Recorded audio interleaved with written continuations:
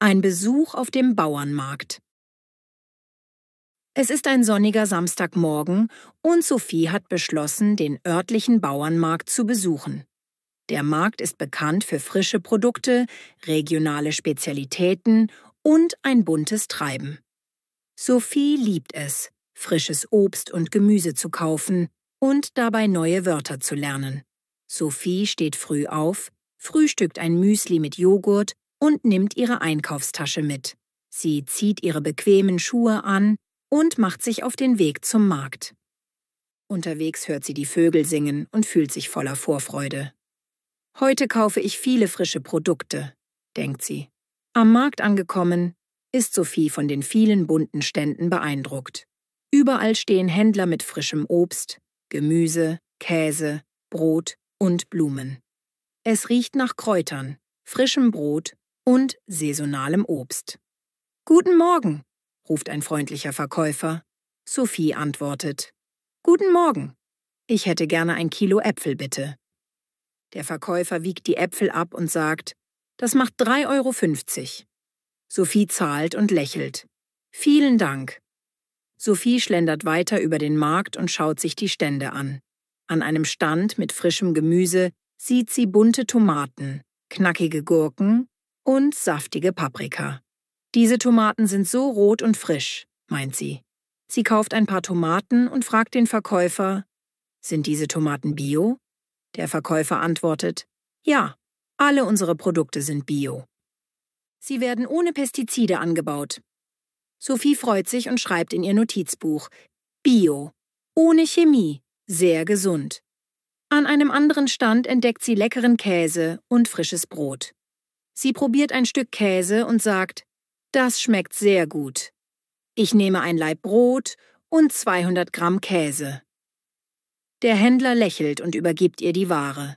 Sophie notiert sich auch die Wörter Käse und Brot. Weiter über den Markt hört sie Musik und sieht, wie einige Händler kleine Verkostungen anbieten. An einem Stand gibt es selbstgemachten Apfelsaft und Marmelade. Sophie kostet den Apfelsaft und findet ihn sehr erfrischend. »Das ist der beste Apfelsaft, den ich je probiert habe«, meint sie und kauft eine Flasche.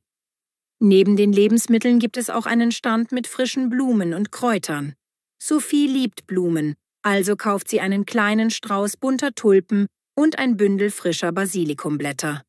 »Basilikum ist perfekt für Pasta«, schreibt sie in ihr Notizbuch. Während sie den Markt erkundet, hört Sophie viele freundliche Gespräche und lernt, wie man auf Deutsch über Essen spricht. Sie hört Wörter wie frisch, saisonal und regional und merkt, wie wichtig diese Wörter im Alltag sind. »Ich lerne so viel auf dem Bauernmarkt«, denkt sie. Am späten Vormittag, nachdem sie viele Produkte gekauft hat, setzt sich Sophie auf eine Bank. Sie genießt ein Stück Obst und beobachtet das bunte Treiben. Familien, Senioren und junge Leute lachen und unterhalten sich. »Der Markt ist ein Ort des Lebens«, murmelt sie und lächelt. Nach einer Weile verabschiedet sich Sophie vom Markt. Sie trägt ihre Tasche voller frischer Lebensmittel und freut sich, zu Hause ein gesundes Mittagessen zu kochen. Im Bus auf dem Rückweg denkt sie an die neuen Wörter, die sie gelernt hat, und an die freundlichen Verkäufer. »Das war ein schöner Tag«, sagt sie leise zu sich selbst. Zu Hause angekommen, räumt Sophie die Einkäufe in ihre Küche ein und bereitet einen frischen Salat mit Tomaten, Gurken und Basilikum zu. Sie freut sich darauf, das köstliche Brot mit Käse zu essen und den selbstgemachten Apfelsaft zu trinken. Beim Kochen schreibt sie in ihr Tagebuch: »Heute habe ich auf dem Bauernmarkt viele neue Wörter gelernt. Ich habe Bio-Äpfel, frisches Gemüse, Käse, Brot und Blumen gekauft.« Es war ein sehr schöner und lehrreicher Tag. Sophie fühlt sich inspiriert und freut sich schon auf ihren nächsten Besuch. So endet ein erlebnisreicher Tag auf dem Bauernmarkt, der Sophie nicht nur frische Produkte, sondern auch viele neue deutsche Vokabeln und schöne Erinnerungen gebracht hat. Ein gemütlicher Nachmittag im Café. Es ist ein verregneter Nachmittag und Max hat Lust auf einen ruhigen Besuch in einem kleinen Café. Er liebt die gemütliche Atmosphäre, den Duft von frisch gebrühtem Kaffee und die Möglichkeit, in Ruhe ein Buch zu lesen. Heute möchte er auch ein paar neue deutsche Wörter lernen, während er dem leisen Regen zuhört. Max zieht seinen warmen Mantel an, nimmt seinen Regenschirm und macht sich auf den Weg. Er kennt ein kleines Café in einer Seitenstraße, das oft von Einheimischen besucht wird. Der Weg dorthin ist nass und glitzernd von den Regentropfen. Regentage sind perfekt, um in einem Café zu sitzen, denkt Max. Im Café angekommen, wird er von einem freundlichen Kellner begrüßt. »Guten Tag, was möchten Sie trinken?« fragt der Kellner. Max antwortet, »Guten Tag, ich hätte gerne einen heißen Cappuccino und ein Stück Apfelkuchen, bitte.« Der Kellner nickt und sagt, »Kommt sofort.« Max nimmt an einem kleinen Tisch Platz, der nahe einem Fenster steht. Draußen sieht er, wie der Regen sanft auf die Straße fällt, während drinnen warme Lichter den Raum erhellen. Max holt ein Buch aus seiner Tasche, das er schon lange lesen möchte. Während er in seinem Buch liest, hört er die leise Musik im Hintergrund. Eine ruhige Melodie, die gut zum Ambiente passt. Er macht sich Notizen, wenn ihm ein neues deutsches Wort begegnet. Gemütlich, behaglich, entspannen, schreibt er fleißig. Nach einigen Minuten wird sein Cappuccino gebracht. Er riecht an dem heißen, cremigen Kaffee und lächelt. »Das schmeckt wunderbar«, murmelt er. Der Kellner bringt auch ein großes Stück Apfelkuchen. Max probiert ein Stück und genießt die süße, leicht säuerliche Mischung aus Äpfeln und Zimt. »Lecker«, sagt er leise, während er eine Seite seines Notizbuchs umblättert. Während Max in seinem Buch liest, beobachtet er die anderen Gäste. Einige unterhalten sich leise, andere sitzen allein und genießen ebenfalls den Kaffee. Es herrscht eine ruhige und freundliche Stimmung. Ein älterer Herr an einem Nebentisch liest die Zeitung und eine junge Frau tippt etwas auf ihrem Laptop. Max denkt, hier fühlt man sich richtig wohl. Zwischendurch schaut er aus dem Fenster und sieht, wie die Regentropfen an der Scheibe herunterlaufen. Er denkt an das Wort Regen und schreibt Regen, nass, erfrischend, beruhigend. Er genießt diese ruhigen Momente, in denen die Welt draußen leise und friedlich wirkt. Nach einer Weile legt Max sein Buch beiseite und nimmt seinen Cappuccino noch einmal in die Hand. Er überlegt, ob er sich ein Gespräch mit dem Kellner oder einem anderen Gast beginnen soll, um sein Deutsch zu üben. Schließlich lächelt er und sagt zu sich, heute spreche ich nur mit meinem Buch und dem leisen Regen, das ist auch schön. Der Nachmittag vergeht langsam. Max trinkt seinen Kaffee, isst seinen Kuchen und schreibt ein paar Sätze in sein Tagebuch. Heute habe ich im Café viele neue Wörter gelernt. Es war ein ruhiger, gemütlicher Nachmittag. Ich genieße die entspannte Atmosphäre und die leisen Gespräche, die ich mit mir selbst führe. Er fühlt sich ruhig und zufrieden, als ob er eine kleine Auszeit vom stressigen Alltag genommen hätte. Als der Regen nachlässt und die Sonne langsam durch die Wolken bricht, steht Max auf. Er bezahlt die Rechnung, bedankt sich beim Kellner. »Vielen Dank. Es war sehr schön hier.« Und verlässt das Café. Draußen atmet er die frische Luft ein, fühlt sich erholt und inspiriert. Auf dem Heimweg denkt Max an den gemütlichen Nachmittag zurück und an die vielen kleinen deutschen Wörter, die er gelernt hat. Er weiß, dass solche ruhigen Momente ihm helfen, sich zu entspannen und dabei seine Sprachkenntnisse zu verbessern. Zu Hause angekommen, legt er sein Notizbuch neben sein Bett und lächelt. »Ein schöner Tag im Café, das war genau das, was ich brauchte«, schreibt er. Er freut sich schon auf den nächsten regnerischen Tag, an dem er wieder in ein Café gehen und in Ruhe Deutsch lernen kann. So endet ein entspannter Nachmittag im Café, der Max nicht nur mit leckerem Kaffee und Kuchen verwöhnt, sondern ihm auch neue deutsche Vokabeln und ruhige, schöne Momente geschenkt hat. Ein Tag beim Reiten. Es ist ein sonniger Morgen und Paul hat beschlossen, einen Tag beim Reiten zu verbringen. Er liebt Pferde und möchte in einem Reitzentrum in der Nähe mehr über das Reiten lernen. Paul steht früh auf, zieht bequeme Kleidung und Reitstiefel an und frühstückt ein belegtes Brot mit Käse. Dabei denkt er: Heute werde ich auf einem Pferd reiten und viel über diese Tiere lernen. Mit seinem Rucksack, in dem sich ein Notizbuch und ein Stift befinden, fährt Paul mit dem Fahrrad zum Reitzentrum. Unterwegs hört er seine Lieblingsmusik und grüßt freundlich vorbeigehende Nachbarn.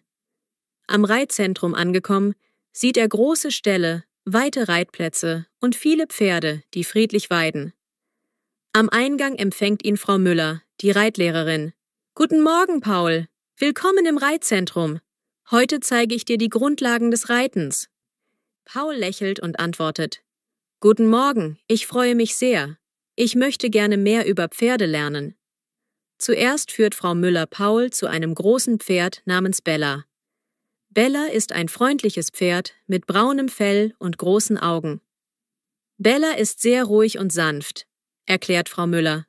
Paul streichelt vorsichtig Bellas Mähne und sagt: »Hallo Bella, du bist so schön.« Dann zeigt Frau Müller, wie man ein Pferd richtig striegelt. Paul lernt, wie man mit einer Bürste über das Fell streicht. »Striegeln heißt, das Fell zu reinigen«, erklärt sie. Paul wiederholt: »Bürste, striegeln, sauber.« Er notiert sich die Wörter in seinem Notizbuch. Nach der Einführung setzt sich Frau Müller mit Paul zusammen auf einen kleinen Reitplatz. Zuerst üben sie das Satteln. Paul hilft, den Sattel auf Bellas Rücken zu legen, und Frau Müller zeigt ihm, wie man ihn richtig befestigt. »Achte darauf, dass der Sattel fest sitzt«, sagt sie. Paul nickt und wiederholt die Anleitung. Nun ist es Zeit für die erste Reitstunde. Paul steigt vorsichtig auf Bella. Zuerst sitzt er still, während Frau Müller ihm zeigt, wie man die Zügel hält. »Halte die Zügel mit beiden Händen, aber nicht zu straff«, erklärt sie. Paul versucht, diese Anleitung zu befolgen und fühlt sich ein wenig unsicher, aber Frau Müller beruhigt ihn. »Keine Sorge, du machst das gut.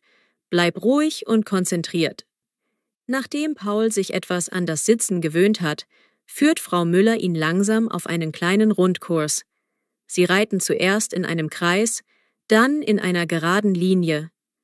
Paul spürt, wie sich das Pferd langsam bewegt, und er beginnt, den Rhythmus zu verstehen. Das Reiten ist wie Tanzen mit einem Tier, denkt er und lächelt. Er hört die einfachen Anweisungen: vor, zurück, links, rechts, und wiederholt sie leise für sich. Die Stunde dauert etwa 1 Stunde und Paul übt fleißig.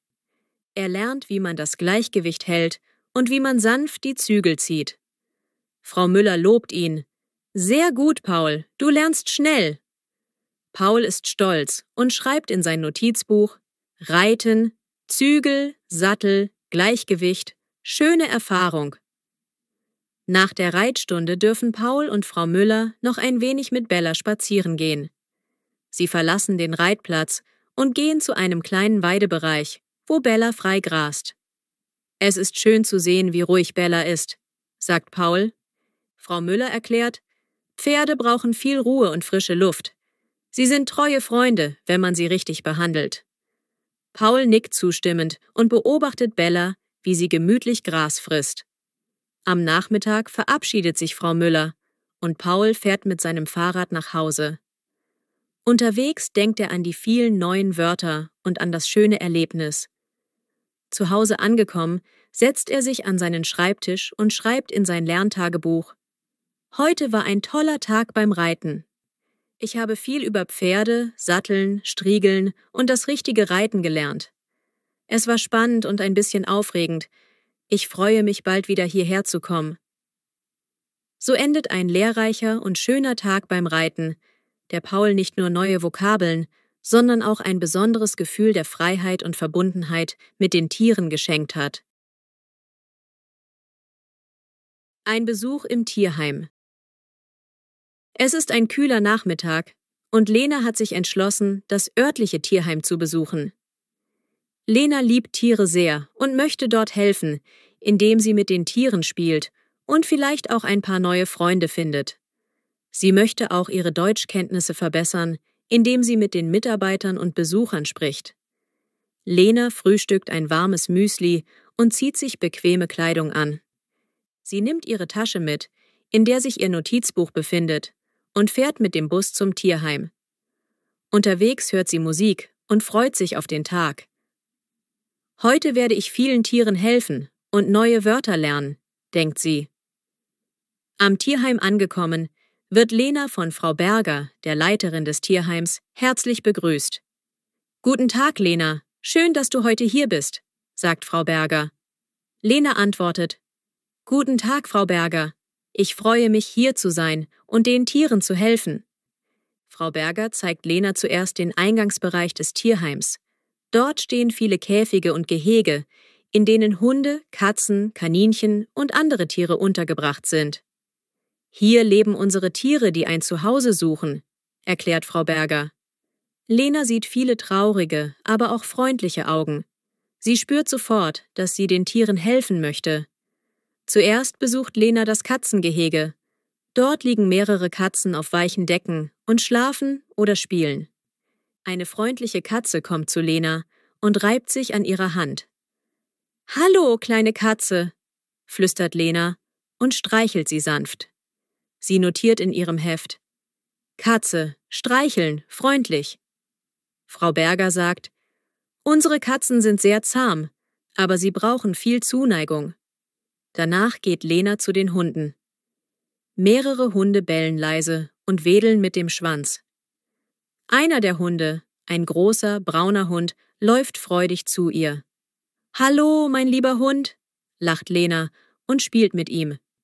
Sie wirft einen Ball und der Hund rennt hinterher. »So viel Energie«, sagt Lena, während sie den Hund beobachtet. Auch hier schreibt sie Wörter wie Hund, Spielen und Freude in ihr Notizbuch. Nach einigen Stunden im Tierheim möchte Lena auch im Bereich für Kleintiere helfen. Sie besucht das Kaninchengehege, wo kleine Kaninchen fröhlich herumlaufen. »Die Kaninchen sind so niedlich«, bemerkt Lena und streichelt vorsichtig eines der Tiere. Frau Berger erklärt: »Wir kümmern uns sehr gut um unsere Kleintiere. Sie bekommen frisches Futter und viel Aufmerksamkeit.« Lena hört aufmerksam zu und notiert sich auch das Wort Kind, Kaninchen. Während ihres Besuchs unterhält sich Lena mit einigen Freiwilligen. Sie sprechen über die Arbeit im Tierheim, wie wichtig es ist, den Tieren Liebe zu schenken und wie man die Tiere adoptiert. »Ich möchte gerne ein Haustier adoptieren«, sagt ein junger Mann, und Lena nickt zustimmend. »Ah, es ist toll, dass so viele Menschen helfen«, denkt Lena. Nach einem schönen Tag im Tierheim setzt sich Lena noch einmal mit Frau Berger zusammen. Sie besprechen, wie sie künftig als Freiwillige helfen kann. »Wenn du möchtest, kannst du jeden Samstag hierher kommen und mit den Tieren arbeiten«, bietet Frau Berger an. Lena freut sich und sagt: »Das wäre wunderbar. Ich lerne nicht nur Deutsch, sondern kann auch den Tieren etwas Gutes tun.« Am späten Nachmittag verlässt Lena das Tierheim. In der Straßenbahn auf dem Heimweg schreibt sie in ihr Notizbuch: »Heute habe ich viel über Tiere gelernt. Katze, Hund, Kaninchen. Ich habe neue Wörter gelernt und fühle mich glücklich, dass ich helfen konnte.« Zu Hause angekommen, erzählt sie ihrer Familie von ihrem Tag im Tierheim. Sie zeigt stolz ihr Notizbuch und berichtet von den freundlichen Tieren und der netten Mitarbeiterin. So endet ein berührender Tag im Tierheim, der Lena nicht nur viele neue deutsche Vokabeln, sondern auch ein warmes Gefühl der Zufriedenheit und Mitmenschlichkeit geschenkt hat. Ein Familienpicknick im Park. Es ist ein warmer, sonniger Tag und die Familie Schneider hat beschlossen, ein Picknick im Stadtpark zu machen. Alle Familienmitglieder freuen sich darauf, gemeinsam Zeit im Freien zu verbringen, zu spielen und leckeres Essen zu genießen. Am Morgen bereitet Frau Schneider das Picknick vor. Sie kocht frische Salate, bereitet belegte Brote, Obst und Kekse vor. Sie packt alles in einen großen Picknickkorb. Herr Schneider bereitet außerdem eine Decke vor, auf der sich die Familie im Park ausbreiten kann. »Heute wird ein wunderschöner Tag«, sagt Frau Schneider, während sie den Korb schließt. Die Kinder, Anna und Tim, helfen eifrig beim Vorbereiten. Sie packen auch ihre kleinen Spielzeuge und einen Ball ein. »Ich freue mich so, draußen zu spielen«, ruft Tim. Anna ergänzt, »und wir können zusammen picknicken und Eis essen.« Gemeinsam fahren sie mit dem Auto in den Stadtpark. Der Park ist groß, mit vielen Bäumen, Blumen und einem kleinen Teich. Als sie ankommen, parkt die Familie an einem schönen, schattigen Platz. Sie breiten die Picknickdecke aus und stellen den Korb auf. Zuerst setzt sich die ganze Familie zusammen, um das vorbereitete Essen zu genießen.